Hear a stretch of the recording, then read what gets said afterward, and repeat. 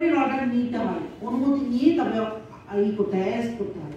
আর কিছু অপরাধ আছে কোর্টের আদেশ লাগে না, কোর্টের পারমিশন লাগে না, সেটা পুলিশ সোমোটো মানে নিজের থেকে তাকে অ্যারেস্ট করতে পারে এসব অপরাধের জন্য।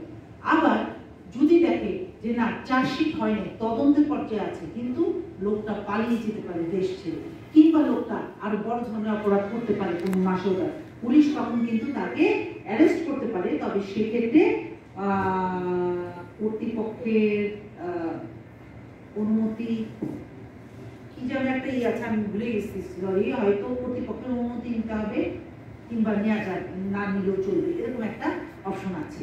মোট কথা মনে রাখবেন, একটা অপরাধের কারণে আপনার সরকারি কর্মচারীর বিরুদ্ধে যদি ক্রিমিনাল প্রসিডিউর শুরু হয়, ওই একই অপরাধে আপনার অফিসিয়াল ডিপি চলমান থাকতে পারবে, কোনো সমস্যা নেই।